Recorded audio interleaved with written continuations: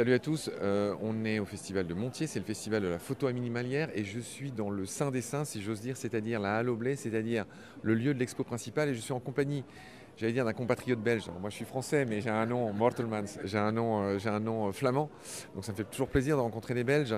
Je suis avec Yves Fagnard qui est aquarelliste, qui est dessinateur, qui est le compagnon qui est l'alter ego, je ne sais pas comment dire, de Olivier Larrey et les deux travaillent ensemble, hein, un dessinateur, un photographe. On est en plein cœur de l'exposition. Et vous êtes là à l'occasion de la sortie d'un film qui s'appelle L'affût au loup. On en a parlé la dernière fois avec toi. Ça se passe en Finlande. Vous avez suivi une meute de loups pendant 80 jours dans un espèce d'abri, dans un no man's land, perdu au milieu de nulle part en Finlande. Et dans cet épisode, j'avais envie de parler avec toi, cher Yves, des autres acteurs de ce film que les loups.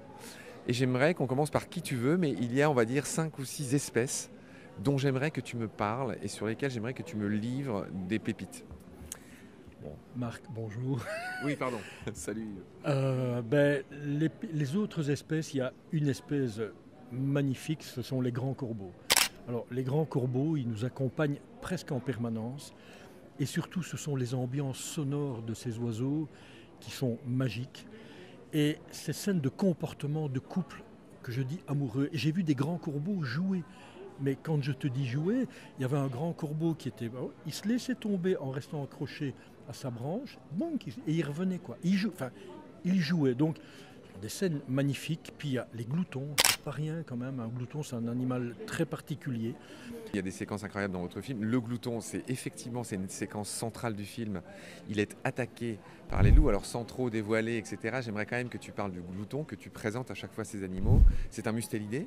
Hein, c'est rigolo, moitié blaireau, moitié je sais pas quoi, moitié hermine, il est très trapu. J'aimerais quand même que tu nous parles de cet animal, que le dessinateur que tu es nous décrive ces animaux. Tu vois, on parlait du grand corbeau tout à l'heure, on le reconnaît, on le différencie des autres corvidés, déjà par le fait qu'il est 2 ou 3 fois plus gros, et aussi par sa queue en losange. J'aimerais que tu nous lèves des petites pépites pour les identifier, tous ces animaux. Et notamment que tu nous parles de ce fameux glouton qui est énorme, hein, c'est le plus gros mustélide. Tout à fait. Glouton, gabarit, un peu un gros blaireau.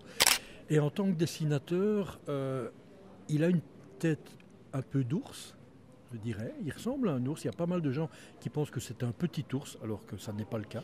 Une tête assez oursonne, je dirais, avec un corps et une ligne de dos toujours bombée. Et surtout, donc, en fait, moi, quand je dessine un glouton, je pars de son front, une ligne de dos courbée, et je termine par la queue qui est très particulière, qui a un panache.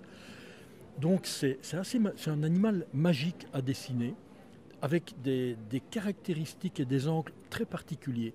Et surtout, c'est un animal qui a une démarche très particulière. On dirait qu'il trottine dans la neige. Il a des jambes immenses, des pattes immenses par rapport à ses collègues, tu vois, Belette, Hermine. Il a des jambes immenses et surtout, il a des paluches énormes qui servent de raquettes, j'imagine, pour tenir sur la neige. Oui, alors il a une démarche, on appelle ça, il court à l'amble. Donc en fait, c'est un peu comme certains chevaux qui ont des courses particulières. Il a une démarche très particulière. Alors, pardonne-moi, je t'interromps à nouveau, ne perds surtout pas ton fil. L'amble, effectivement, c'est une démarche particulière. La girafe marche à l'amble aussi.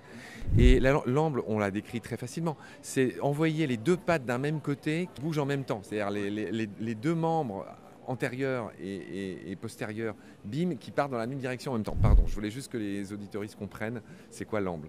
Oui, voilà, c'est vraiment une démarche particulière, particulièrement quand il trotte. Alors, glouton, c'est quoi? C'est un bel animal, je trouve ça. Et j'ai du respect pour le glouton parce que je ne vais pas dévoiler les détails, mais on a quand même assisté à une scène où la meute entière sort pour attaquer un glouton, qui au bout du compte s'en sort, mais heureusement qu'il y a des armes. Et je peux te dire que c'est un fameux guerrier et d'un courage extrême. Le Oui, il est 2 fois plus petit qu'un loup et il a une meute de 6 ou 7 loups dans votre film.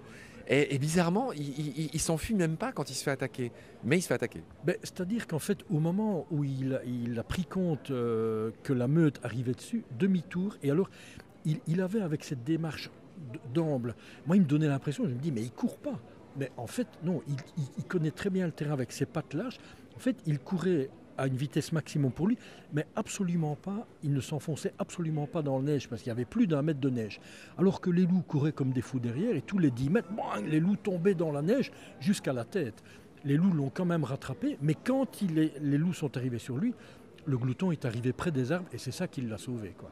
Donc il avait une démarche qui donnait l'impression de ne pas courir comme un fou, mais il ne s'est pas enfoncé une seule fois dans la neige. Ce que tu racontes est très précieux. C'est-à-dire qu'on est vraiment sur une déclinaison du rien ne sert de courir. Là, en l'occurrence, pour sauver sa vie. Et bon, bref, on ne va pas raconter votre film, mais c'est vraiment effectivement une des séquences les plus poignantes de ce film, qui nous fournit peut-être un enchaînement vers un autre acteur du film magiquissime. C'est l'ours qui se fait aussi emmerder, mordre les fesses par votre meute de loups. Oui, tout d'abord, les loups, ils sont sur leur territoire et ils surveillent leur territoire. Par contre, l'ours, il est beaucoup plus nomade et il circule un peu partout et tôt ou tard, il va traverser le territoire des loups vu qu'ils sont dans les mêmes milieux. Et là, systématiquement, quand les loups voient l'ours traverser, ils viennent un peu le taquiner, l'ennuyer, quoi.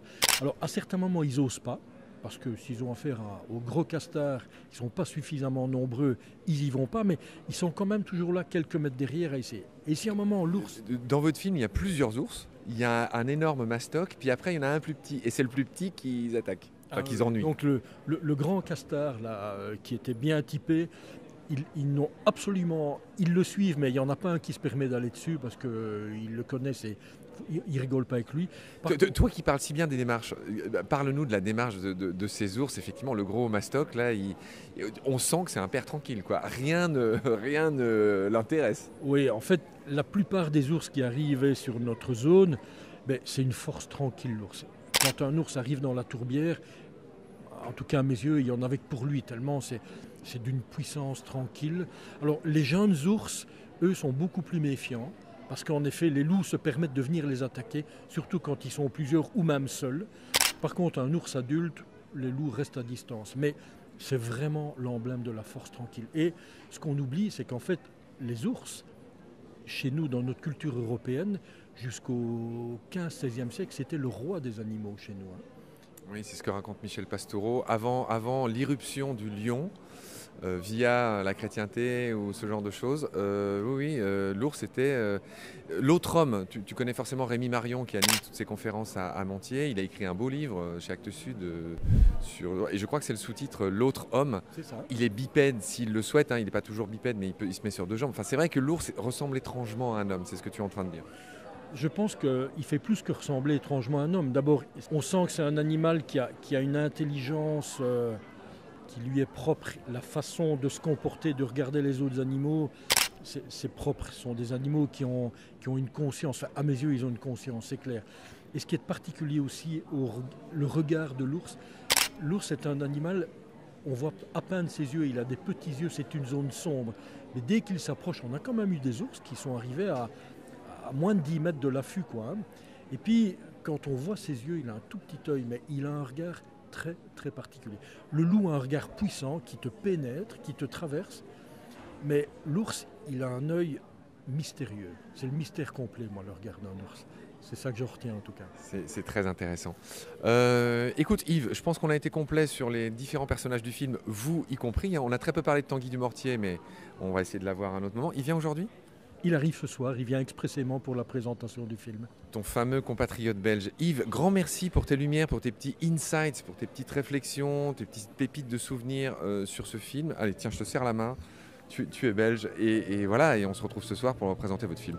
Merci Marc, et je trouve que tu as un très beau nom de famille. Ah, grand merci. Salut Yves. Merci.